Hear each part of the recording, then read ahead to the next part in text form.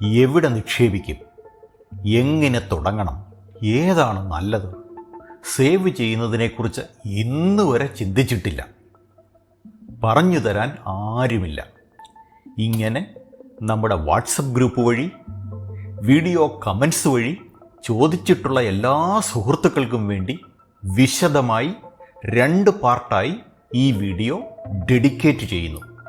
ചെറിയ വരുമാനമുള്ള, ദിവസ വരുമാനം മുതൽ റിട്ടയർമെൻറ്റ് പ്രൊട്ടക്ഷൻ നോക്കുന്ന സീനിയർ സിറ്റിസൺസ് വരെ ഉള്ളവർക്ക് സഹായമായേക്കാവുന്ന 19 ഇൻവെസ്റ്റ്മെൻറ്റ് മെത്തേഡുകളെക്കുറിച്ച് കൂടുതൽ അറിയാൻ സഹായിക്കുന്ന ലിങ്കുകളടക്കം വേണ്ടതെല്ലാം ഈ വീഡിയോ പറഞ്ഞു തരും.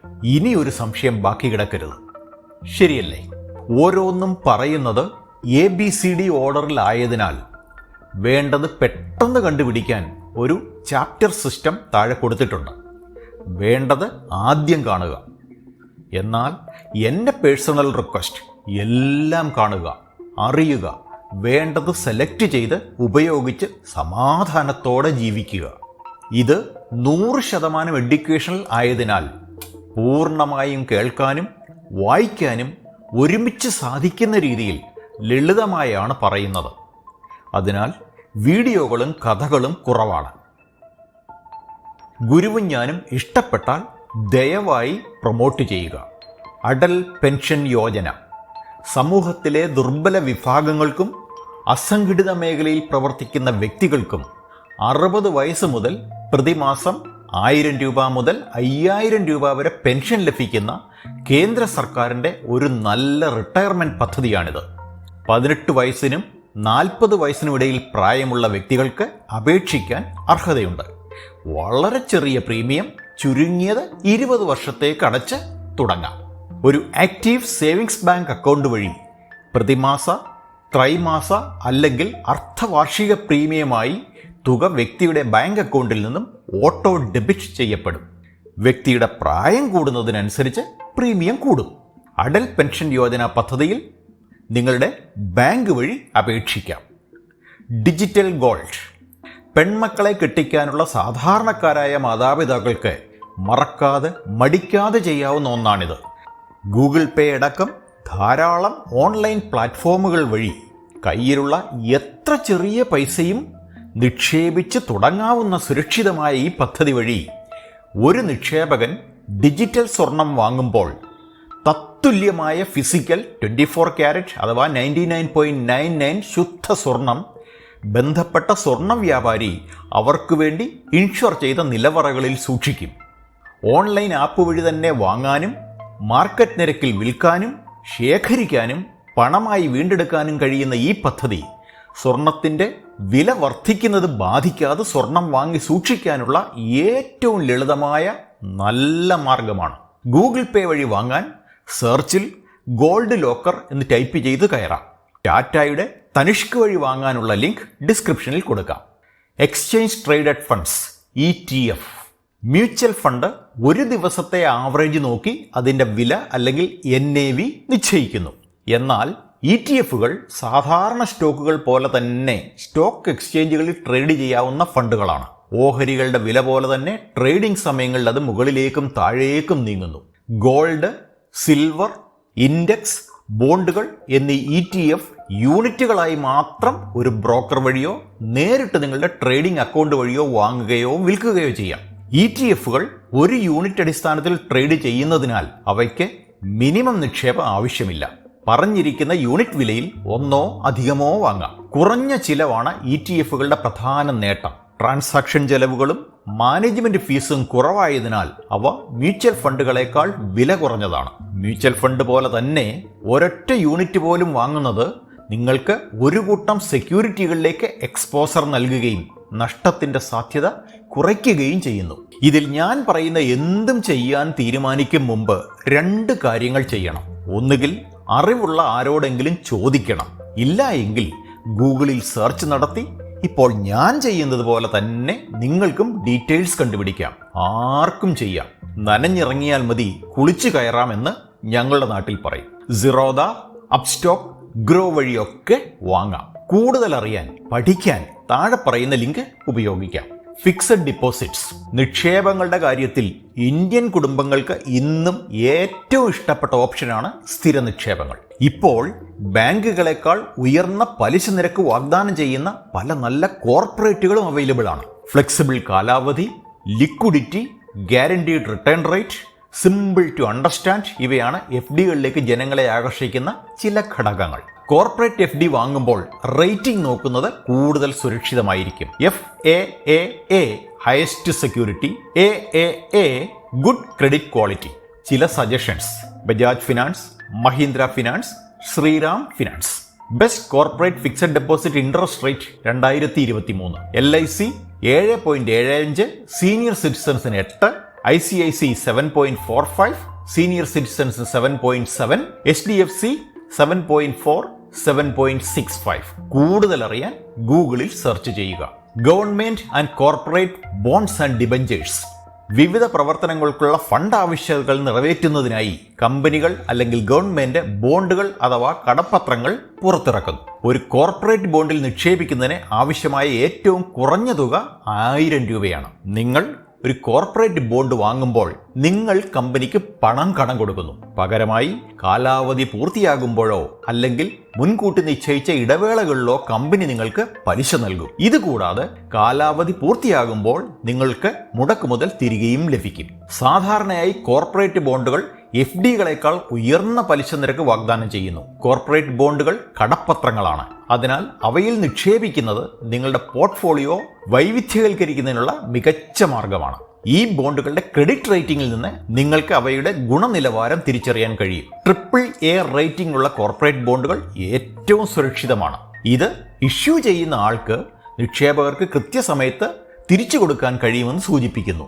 കൊളാറ്ററൽ പിൻബലമുള്ള ധനകാര്യ സ്ഥാപനങ്ങൾ, വൻകിട കോർപ്പറേഷനുകൾ, സർക്കാർ ഏജൻസികൾ എന്നിവ നൽകുന്ന സാമ്പത്തിക ഉപകരണങ്ങളാണ് ബോണ്ടുകൾ. എന്നാൽ ഡിബഞ്ചേഴ്സ് സ്വകാര്യ കമ്പനികൾ നൽകുന്ന കടപ്പത്രങ്ങളാണ്. ഇവ ഏതെങ്കിലും ഈട് അല്ലെങ്കിൽ ഭൗതിക ആസ്തികളുടെ പിന്തുണയില്ല, അതായത് അൺസെക്യൂർഡ്, എങ്കിലും സുരക്ഷിതമാണ്. നോക്കി വാങ്ങുക.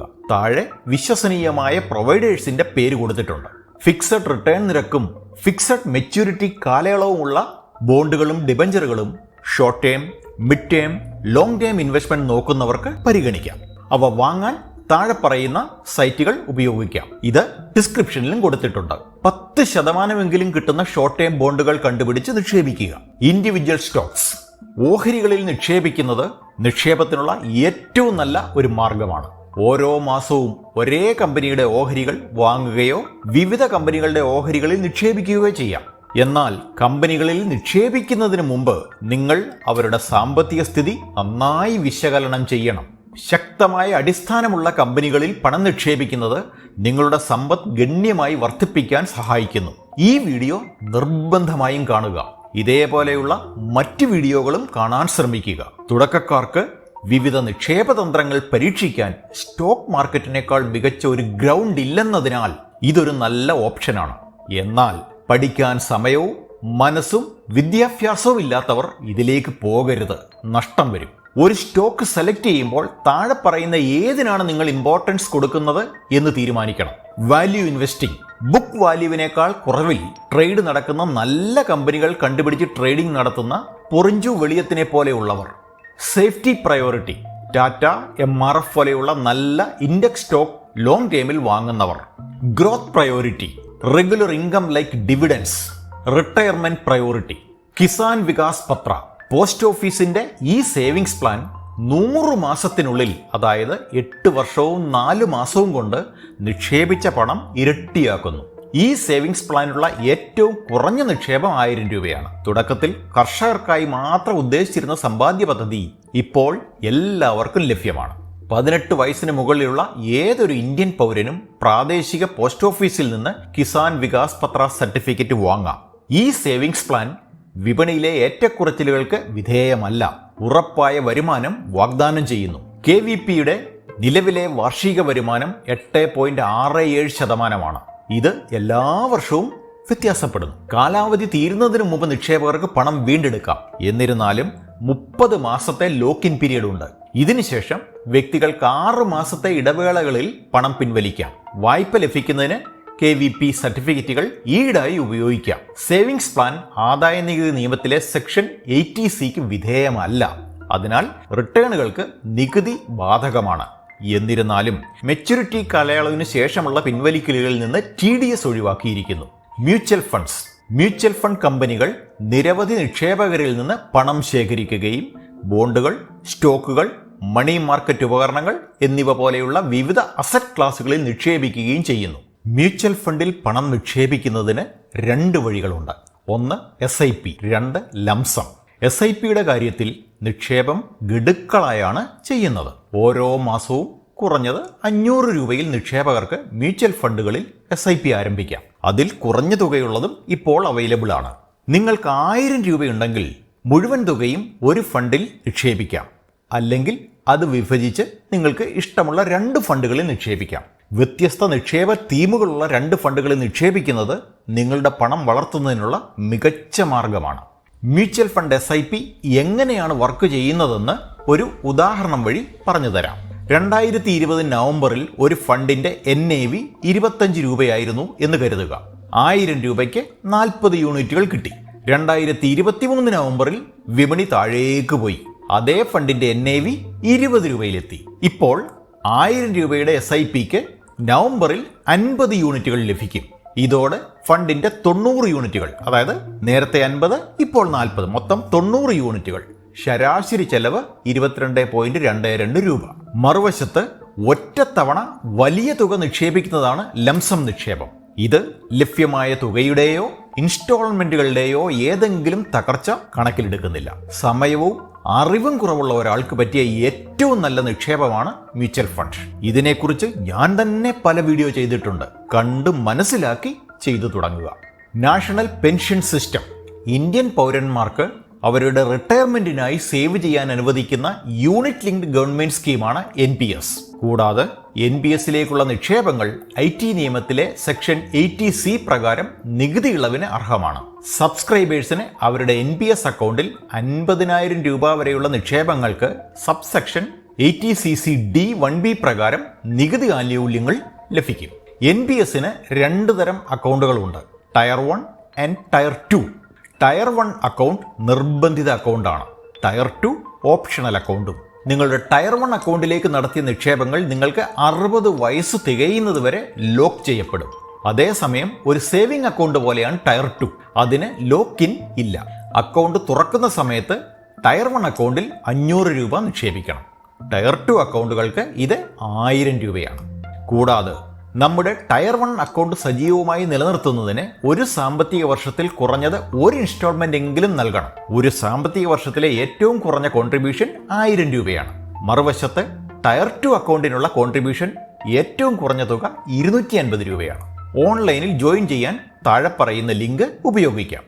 10 മുതൽ 19 വരെയുള്ള ഇൻവെസ്റ്റ്മെന്റുകളെ കുറിച്ച് അടുത്ത വീഡിയോയിൽ പറയാം. Thank you very much.